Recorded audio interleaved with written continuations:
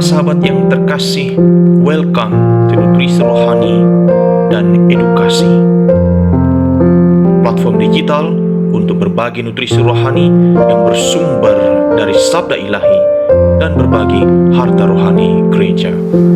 Para sahabat yang terkasih, semoga hari ini kita semua, anggota keluarga kita dan anggota komunitas kita, juga orang-orang yang kita kasihi, bahkan anggota masyarakat kita doakan semoga sehat. Mengapa kesehatan begitu mahal? Kita sendiri sudah merasakan betapa berharganya kesehatan itu di masa pandemi ini. Maka kita berani mengatakan kesehatan adalah berkat, dan berkat yang terbesar setelah kehidupan yang kita terima.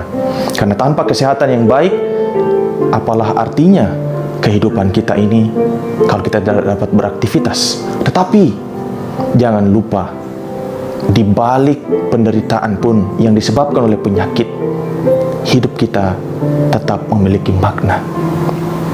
Namun pandangan umum, anggapan yang ada di masyarakat kadang-kadang juga mempengaruhi pikiran kita, pandangan kita, bahkan keyakinan kita. Sehingga setelah kita jatuh sakit, kita bahkan menjatuhkan vonis terhadap diri kita. Ini pasti hukuman dari Tuhan. Penyakit ini adalah hukuman yang diberikan oleh Yang Maha Kuasa terhadap saya yang berdosa. Saudara-saudari, pandangan bahkan keyakinan seperti ini juga dijumpai oleh Tuhan Yesus melalui pertanyaan yang dilontarkan oleh seorang muridnya. Dapat kita baca dalam Injil Yohanes bab 9. Ketika Tuhan Yesus mengadakan perjalanan dari suatu tempat dan ditemani oleh murid-muridnya, lalu mereka berjumpa dengan orang buta, dan orang ini buta sejak lahirnya. Melihat orang buta ini, seorang murid bertanya kepada Yesus, "Rabi, siapakah yang berdosa? Apakah orang ini atau orang tuanya sehingga ia dilahirkan buta?"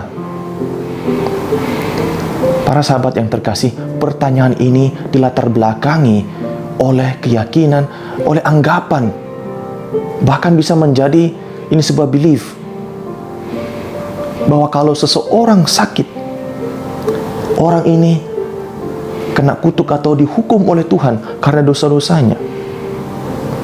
Dan hal itu terjadi rupanya ribuan tahun sebelumnya.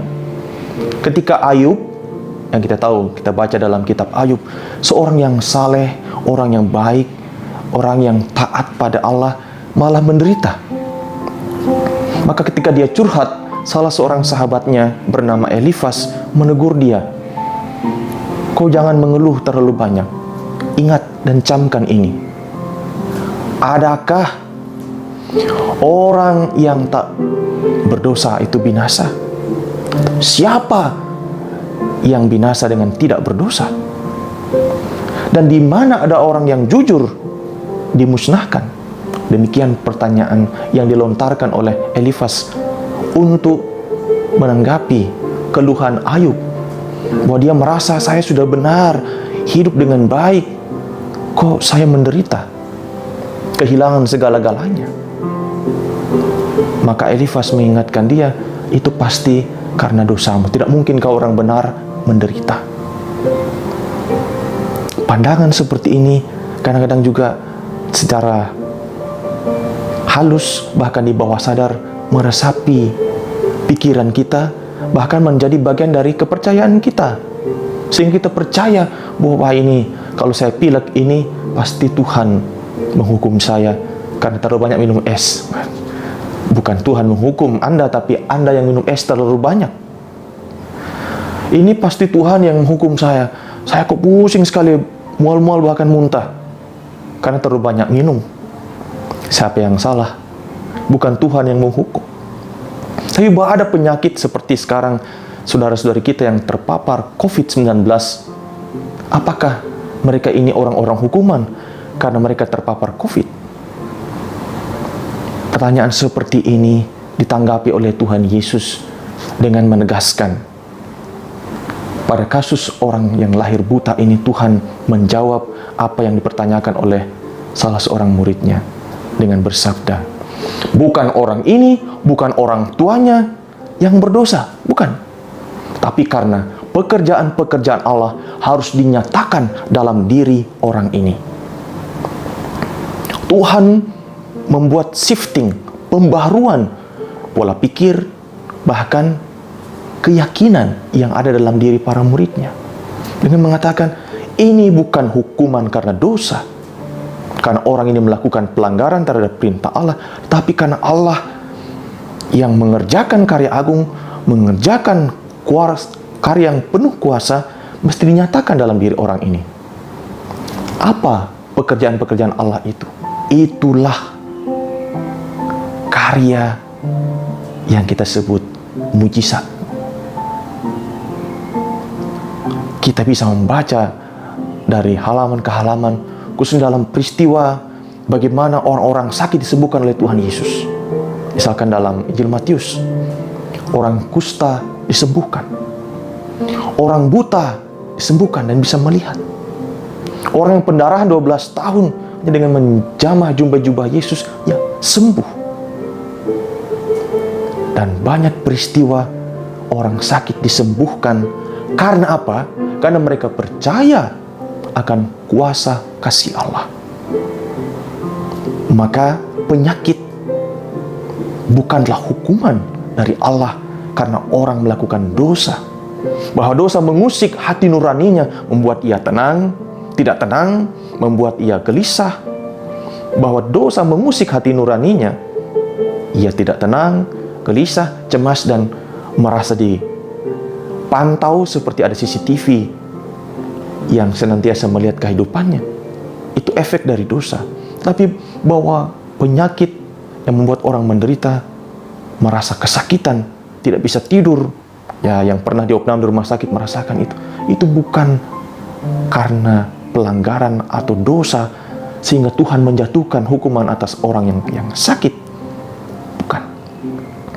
Itu bagian dari kelemahan kita sebagai ciptaan. Tak seorang pun yang tak pernah merasakan sakit. Minimal sakit hati, sakit gigi, sakit telinga sehingga ada dokter THT, sakit mata sehingga ada dokter ahli mata, sakit jantung ada dokter ahli jantung. Coba lihat, kalau tidak ada penyakit ini, tidak ada satupun ahli yang akan menangani penyakit tertentu. Dari penyakit ini juga kuasa dan karya Tuhan dinyatakan melalui orang-orang yang dikaruniai talenta, menyembuhkan mata, menyembuhkan mulut, menyembuhkan telinga, menyembuhkan jantung, dan seterusnya. Maka saudara-saudariku yang terkasih,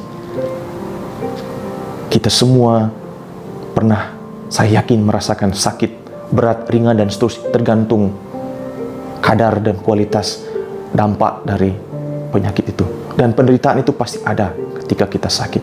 Tapi ingat, bukan karena kita dihukum oleh Tuhan, bukan karena kita melakukan dosa lalu ini hukumannya, namun karena inilah kelemahan kita sebagai ciptaan yang terbatas. Tak ada seorang pun yang bisa membebaskan diri dari penyakit ini. Tapi pada momen itulah kita diajak oleh Tuhan untuk melihat karya-karya agungnya dalam hidup kita. Sehingga setelah kita atau ketika kita mengalami kelemahan fisik dalam bentuk penyakit, kita tidak lagi seperti orang yang sudah jatuh tertimpa tangga lagi. Kita justru menghukum diri kita. Wah, ini pasti karena dosa-dosa kita. Sehingga hari ini kita semakin dikuatkan untuk menghadapi situasi sulit ini, bahkan ketika kita sakit. Dan kita mampu mendampingi saudara-saudari kita yang sakit, khususnya bagi para sahabat yang berprofesi menjadi dokter, perawat, atau bidan, dan semua yang mendampingi orang sakit. Semoga kita mampu meneguhkan mereka, saudara-saudari kita yang sakit, sehingga pola pikir mereka, keyakinan mereka berubah, sehingga daya tahan tubuh, imun mereka, harapan untuk bebas dan sembuh dari penyakit terjadi karena Tuhan berkarya menyatakan kuasanya atas kita semua, khususnya saudara-saudari kita yang sakit.